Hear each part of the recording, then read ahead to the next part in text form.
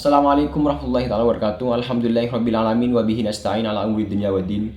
Wassalatu wassalamu ala asrofil anbiya wa imamil mursalin sayyidina maulana Muhammadin wa ala alihi wa sahbihi ajma'in. Amma ba'du. Yang kami hormati Majelis Pengasuh Pondok Pesantren Miftahul Ulum Butet Pamekasan, juga yang kami hormati seluruh rektor di bawah naungan Universitas Islam Madura, juga yang kami hormati seluruh dosen di bawah naungan Universitas Islam Madura, wabil khusus dosen pengampu saya Bapak Ibnu Ali. Nah, pada kesempatan kali ini saya akan mempresentasikan sebuah materi tentang filsafat patristik dan skolastik barat. Menelusuri perjalanan intelektual yang menjembatani iman Kristiani dengan rasionalitas Yunani, membentuk fondasi peradaban barat melalui pemikiran para bapak gereja dan guru-guru sekolah. Nah, bagaimana untuk memahami hal itu? Kita itu harus tahu tentang memahami terminologi. Apa itu terminologi? Terminologi itu ada dua, ada patristik dan ada skolastik. Nah, sekarang saya akan mengupas tuntas tentang patristik. Apa sih patristik itu? Patristik itu, filsafat patristik merupakan aliran pemikiran filsafat Kristen awal yang berkembang pada rentang abad 1 hingga ke-8 Masehi. Istilah patristik berasal dari kata Latin pater. Apa itu pater? Yang berarti bapak, yang merujuk pada para bapak gereja sebagai tokoh utama dalam merumuskan dan mempertahankan ajaran Kristen. Pada masa itu, Kristenan masih berada dalam tahap awal perkembangan dan menghadapi berbagai tantangan bagi filsafat Yunani Romawi, maupun dari ajaran-ajaran yang dianggap menyimpang dari doktrin resmi gereja. Secara otomatis, histori lahirnya filsafat patristik dilatar belakangi oleh kebutuhan untuk mempertahankan iman Kristen dari serangan filsafat, bukan seragam sih, tapi dari serangan filsafat kafir serta upaya menjelaskan wahyu ilahi. Apa itu wahyu ilahi? Secara rasional, para pemikir patristik memanfaatkan filsafat Yunani, khususnya Platonisme, sebagai sarana untuk memperdalam pemahaman iman. Namun demikian, filsafat tidak mendapatkan sebagai sumber kebenaran, melainkan sebagai alat bantu untuk menjelaskan kebenaran yang telah diwahyukan oleh Tuhan. Salah satu tokoh paling berpengaruh dalam filsafat patristik adalah Santos Agustinianus. Ia mengajarkan bahwa kebenaran sejati berasal dari Allah dan hanya dapat dipahami melalui pencerahan ilahi. Menurutnya, iman mendahului akal sebab manusia harus terlebih dahulu percaya sebelum memahami. Dengan demikian, ciri utama filsafat patristik adalah sifatnya yang theosentris, yang menempatkan Tuhan sebagai pusat realitas sumber segala pengetahuan. Kontribusi filsafat, apa itu kontribusi filsafat? Kontribusi filsafat itu sangat besar dalam sejarah pemikiran barat, terutama dalam skolastik atau patristik. Peletakan dasar teologi Kristen melalui pemikiran para bapak gereja, doktrin-doktrin utama seperti Trinitas, Kristinologi, dan konsep keselamatan dirumuskan secara sistematis. Selain itu, filsafat patristik menjadi fondasi bagi perkembangan filsafat skolastik pada periode berikutnya. Terus, filsafat skolastik seperti apa itu? Nah, filsafat skolastik barat itu berkembang pada masa abad pertengahan, sekitar abad ke-10 hingga abad ke-15 Masehi. Istilah skolastik berasal dari kata school atau boarding school atau sekolah, yang berarti sekolah. Karena aliran ini tumbuh dari perkembangan di lingkungan lembaga pendidikan seperti sekolah katedral dan universitas-universitas yang ada. Berbeda dengan filsafat patristik yang lebih menekankan pembelaan iman, filsafat skolastik bertujuan untuk menyusun ajaran iman secara sistematis dan rasional. Faktor sejarah yang mendorong perkembangan filsafat skolastik antara lain adalah berdirinya universitas berasal dari Eropa pertamanya, serta ditemukan kembali karya-karya filsafat Aristoteles. Selain itu, berpengaruh pemikiran filsuf Islam seperti Ibnu Sina dan Ibnu Rushd turut memperkaya dan memperkembangkan khazanah intelektual atau pemikiran barat. Kondisi ini mendorong para pemikir skolastik untuk mengembangkan metode pemikiran yang logis, argumentatif, dan memahami ajaran agama. Tokoh sentral dalam filsafat skolastik adalah Santos Thomas Aquinas. Ia berasal dari sintesiskan ajaran Kristen dan filsafat Aristoteles secara harmonis.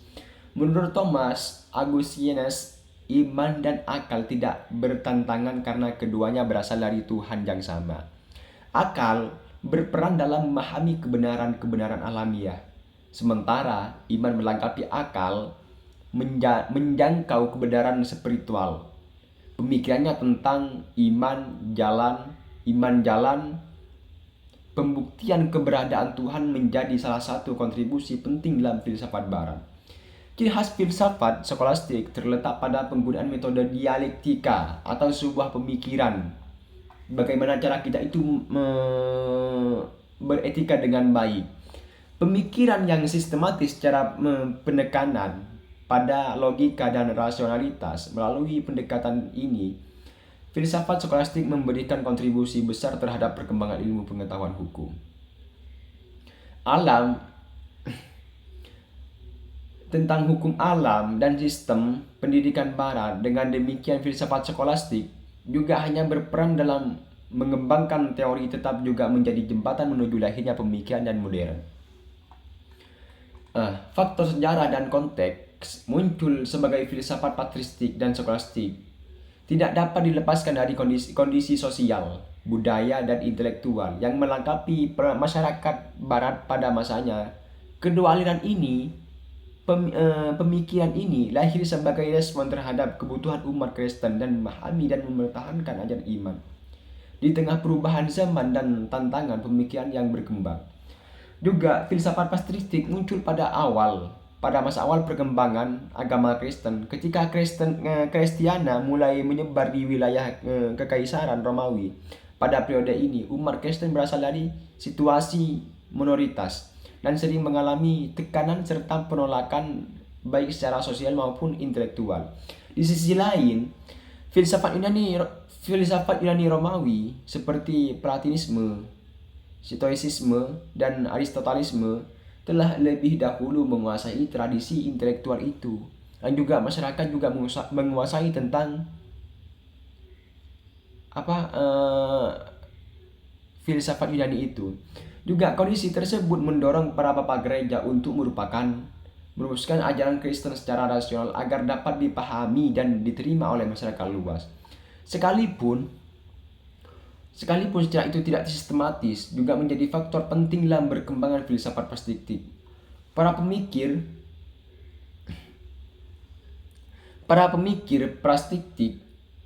patristik berusaha menjelaskan wahyu ilahi dengan menggunakan perangkat filsafat, namun tetap menjalankan iman sebagai sumber kebenaran utama. Konteks ini menjadi filsafat patristik berasal dari apologetis, dan teosistris, dengan fokus utama pada pembelaan iman dan pemurnian ajaran gereja. Berbeda dengan patristik, filsafat patristik berasal dari berkembang dalam konteks abad pertengahan yang relatif lebih stabil, terutama setelah berdirinya lembaga-lembaga pendidikan formal seperti sekolah juga universitas. Pada masa ini, tradisi keilmuan mulai berkembang secara sistematis, ditandai dengan penggunaan metode diskusi. Apa itu diskusi? Berkelompok dengan seorang tapi saling menukar sebuah pikiran, itu sambil diskusi, dan debat sebagai seorang akademik. Penemuan kembali karya-karya Aristoteles melalui terjemahan bahasa Arab dan Latin memberikan dorongan besar bagi perkembangan pemikiran rasional di Barat. Pengaruh filsafat Islam, khususnya pemikiran Ibnu Sina dalam Ibnu Rushd, turut memperkembangkan diskursus intelektual pada masa skolastik tersebut. Para pemikiran skolastik berupaya menyelaraskan ajaran iman Kristen dengan rasionalitas filsafat sehingga mereka sintesis antara iman dan akal. Dalam konteks ini, filsafat skolastik berfungsi sebagai sarana juga sistematis ajaran teologi. Dengan demikian, faktor sejarah dan konteks sosial intelektual yang berbeda menjadi filsafat patristik dan skolastik memiliki karakteristik dengan tujuan yang berbeda pula. Namun keduanya sama-sama berperan penting dalam membentuk tradisi pemikiran Barat, khususnya dalam menjawab persoalan hubungan antara iman dan akal itu. Abad kedua sampai abad kelima Masehi, era patristik Kristenan berhadapan dengan filsafat Yunani Romawi. Perlu adanya pembahasan filosofis untuk menjelaskan dogma. Pada rentang abad kedua hingga abad kelima Masehi, yang dikenal sebagai era patristik Kristenan berada dalam fase penting konsolidasi ajaran dan identitas intelektual pada masa ini. Agama Kristen itu mulai berhadapan secara langsung dengan tradisi filsafat Yunani yang telah mapan seperti Platonisme, Stoicisme, dan Aristotelisme. Tradisi filsafat tersebut mendominasi cara berpikir masyarakat menjadi standar rasionalitas dalam diskursus intelektual pada masa itu. Kondisi ini menuntut para bapak gereja untuk merumuskan dan menjelaskan ajaran iman Kristen menggunakan bahasa filosofis. Apa itu filosofis? Memberikan suatu arti dan kepastian pada masyarakat Barat yang dapat dipahami oleh kalangan terpelajar ataupun orang yang masih sekolah. Tanpa pendekatan rasional, dogma-dogma Kristen beresiko dipandang rasional atau bertentangan dengan akal sehat. Oleh karena itu, filsafat dimanfaatkan sebagai sarana untuk menjelaskan konsep-konsep teologi seperti kebenaran Tuhan, hakikat si Kristus, dan keselamatan manusia tanpa mengurangi otoritas wahyu ilahi. Penggunaan filsafat dalam era pastiktik bukan dimaksud untuk menggantikan iman, melainkan untuk memperkuat dan mempertahankan dengan manfaatnya konsep-konsep filsafat Yunani. Para pemikir pastiktik berusaha menunjukkan bahwa ajaran Kristen tidak bertentangan dengan akal, bahkan mampu memberikan jawaban yang lebih mendalam terhadap persoalan-persoalan metafisis dan etis. Upaya inilah kemudian menjadi fondasi awal bagi perkembangan tradisi pemikiran Kristen dan rasional pada periode-periode selanjutnya. Nah, pada abad ke-11 sampai 17 Masehi, era skolastik muncul universitas pertama di Bologna dan Paris. Penemuan kembali karya-karya Aristoteles melalui dunia Arab. Nah, pada perkembangan tersebut, apa yang dikenal sebagai era skolastik, yaitu periode penting dalam sejarah filsafat dan pendidikan Barat. Era ini ditandai dengan bangkitnya kembali tradisi intelektual atau sebuah pemikiran yang sistematis seiring dengan munculnya universitas-universitas di Eropa, seperti Universitas Bologna, Universitas Paris. Lembaga-lembaga pendidikan tersebut menjadi pusat pengkajian ilmu pengetahuan teologi dan filsafat serta melahirkan tradisi akademis berbasis diskusi dan argumentasi dan rasionalisasi. Salah satu faktor paling menentukan dalam perkembangan filsafat skolastik dalam penemuan kembali karya-karya Aristoteles yang sebelumnya tidak dikenal secara luas di bagian barat. Karya-karya tersebut masuk ke Eropa melalui dunia Islam, khususnya melalui terjemahan bahasa Arab ke Latin yang dilakukan di pusat-pusat keilmuan seperti Andalusia dan Sisilia. Selain tek-tek Aristoteles, pemikiran para filsuf muslim seperti Ibnu Sina dan Ibnu Rushd turut memberikan pengaruh besar terhadap metode dan isi pemikiran skolastik.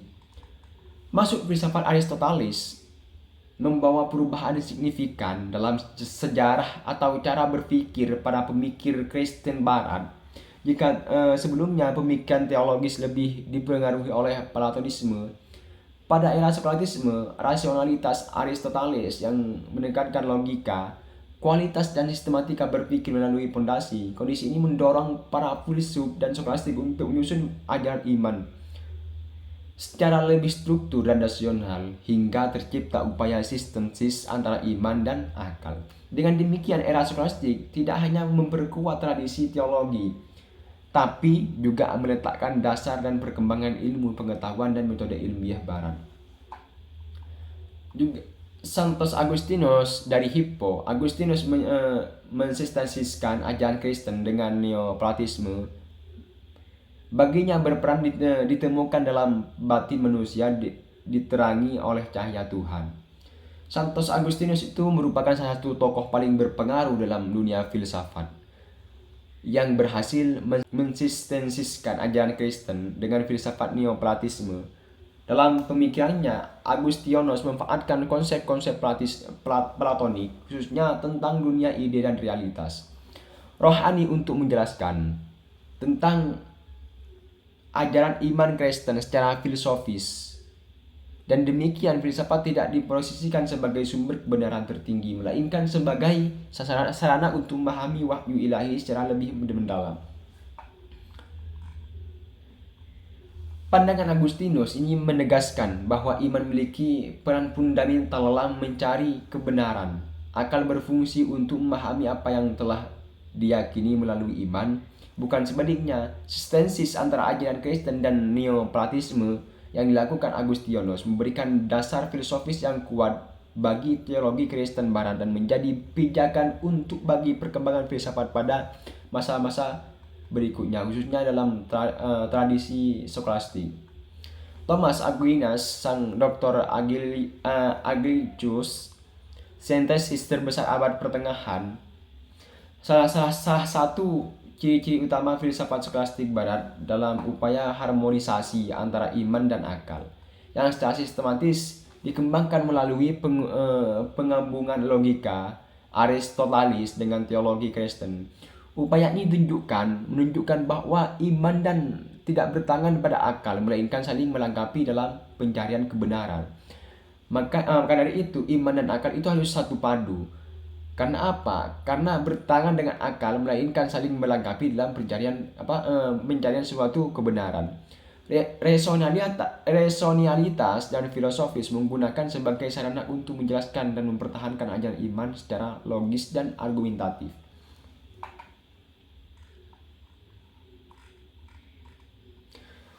Terus Summa Theology, karya monumental yang menyistematiskan seluruh ajaran Kristen secara logis dan mendalam. Summa Theology merupakan karya monumental Santo Thomas Aquinas yang menjadi puncak pencapaian filsafat skolastik Barat. Karya ini disusun sebagai upaya untuk menyistematiskan seluruh ajaran Kristen secara logis, runtut dan mendalam dengan menggunakan perangkat filsafat khususnya logis Aristotelis. Melalui Summa Theology, Aquinas berusaha menjelaskan pokok dan teologi Kristen secara rasional, tanpa kehilangan ke dalam iman dan wahyu ilahi. Struktur Summa Theology disusun secara sistematis dengan metode dialektika, yakni melalui pengajuan pertanyaan, keberatan, dan jawaban-jawaban yang argumentatif. Pendekatan ini mencerminkan karakter khas filsafat skolastik yang menekankan ketelitian, logis analisis, dan rasional.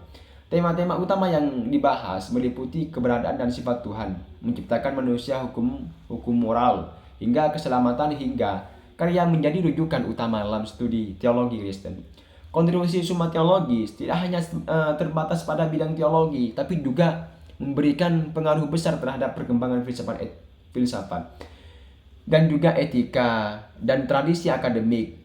Karya ini memperlihatkan secara tidak sebagai iman, tapi juga akal dapat dipadukan secara harmonis sehingga menjadi bukti bahwa ajaran Kristen dapat dipahami dan dijelaskan melalui pendekatan rasional yang mendalam. Oleh karena itu, Summa Theology hingga kini tetap menjadi salah satu karya paling berpengaruh dalam sejarah pemikiran Barat.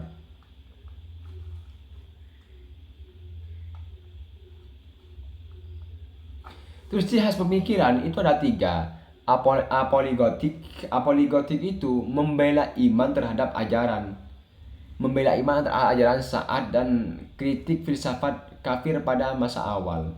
Yang kedua, dialektika, metode tanya jawab dan sistematis, ada pro dan ada kontra, dan sintesis dan memecahkan masalah dan teologis.